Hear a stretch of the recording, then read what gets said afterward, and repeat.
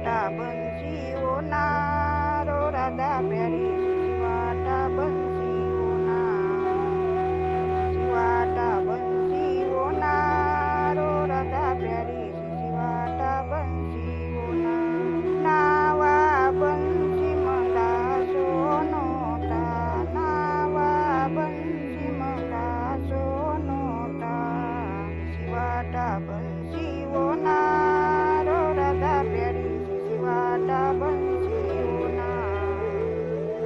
नमस्कार, मी गायत्री कुंटे।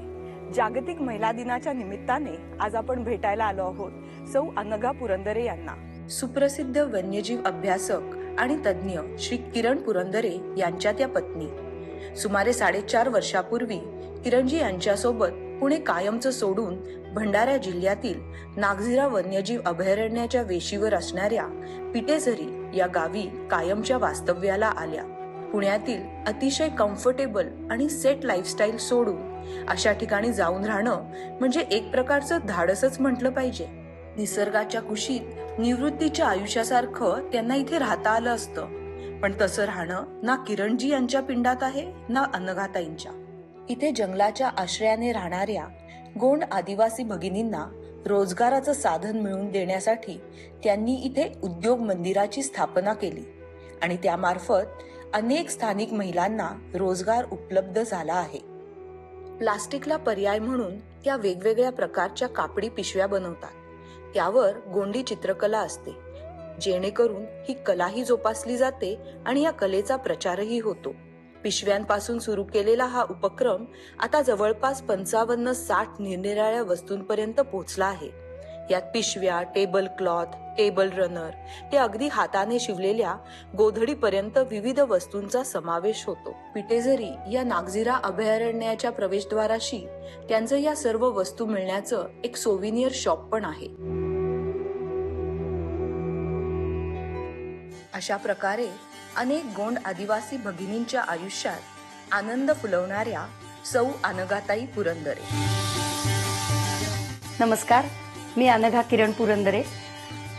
50 वर्ष पुण्यामध्ये राहिल्यानंतर 2019 साली आम्ही दोघं जण इथे राहायला आलो। या गावामधल्या काही महिलांशी बोलले तर त्यावेळेला असं कळलं की आम्हाला या गावामध्ये काहीच रोजगार नाहीये, तर तुम्ही जर समजा काही रोजगार इथे आणू शकलात तर खूप चांगलं होईल, कारण एकतर दुबार पीक घेता येत नाही, फक्त पावसाळी म्हणजे पावसावरच शेती अवलंबून आहे।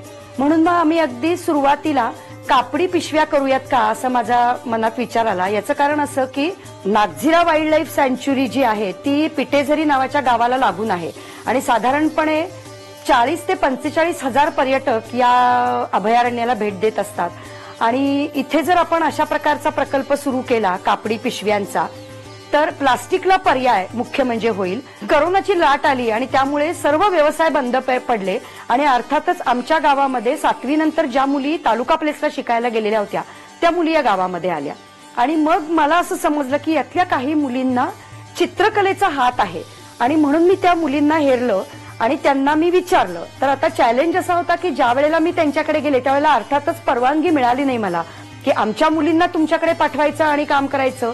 मग मी त्यांच्या आई वडिलांशी त्यांच्या आयांशी बेसिकली बोलल्यानंतर मग त्या म्हणाल्या की ठीक आहे, काही ठराविक वेळ आमच्या मुली तुमच्या बरोबर काम करतील।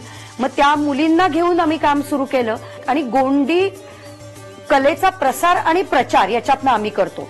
म्हणजे जशी वारली ही कला जगामध्ये सर्वत्र गेलेली आहे तशी गोंडी या कलेचा फारसा प्रसार झालेला नाहीये आणि या ज्या महिला आहेत या महिला आमच्याच गावातल्या, शिवाय बाहेरच्या गावातल्या महिला पण इथे काम घेऊन जातात। त्यामुळे आमच्या या उद्योग मंदिरातला दोऱ्याचा धागा सुद्धा बाहेर जात नाही, या सर्वाचा आम्ही इथे उपयोग करतो आणि साधारणपणे 3-1 हजार महिलांचा ग्रुप आहे माझा। त्या महिलांच्या ग्रुपवर मी या सगळ्या सीझन प्रमाणे ज्या वस्तू आमच्याकडे येतात, जी प्रॉडक्ट्स आमच्याकडे येतात ती आम्ही तिकडे पाठवतो आणि त्याच्यातून सुद्धा त्यांना रोजगार मिळतो। अनुताईंनी जो हा प्रकल्प सुरू केला तो इथल्या आदिवासी महिलांची, गरजू महिलांची आर्थिक परिस्थिती सुधारवण्याकरिता खूप या प्रकल्पाची मदत झालेली आहे आणि मी इथे काम करते त्याच्यामुळे माझ्या कुटुंबाचा उदरनिर्वाह चांगल्या प्रकारे चालत आहे। इथे कामाला लागल्यापासून माझ्या हातात 2 पैसे राहायला लागले आणि माझ्या मुलीच्या शिक्षणाला सुद्धा आधार झाला। माझ्या इथे लाईट पण नव्हती, पण मी लाईट पण ह्या साखर शाळेमध्ये काम केल्याबद्दल मीटर पण घेतला. मला पेंटिंग करायला लहानपणीपासूनच आवडते आणि ह्या कामापासून मला माझ्या सर्व गरजा पूर्ण करू शकतो. मी घरच्यांना पैसे मागावे लागत नाही. जागतिक महिला दिनाच्या निमित्ताने मी असं सांगेन की प्रत्येकीने आपल्या मनामध्ये डोकावून बघा की आपल्याला काय करायचं आहे, आपल्याला मनापासून काय करावंसं वाटतं आहे आणि आत्मनिर्भर व्हा.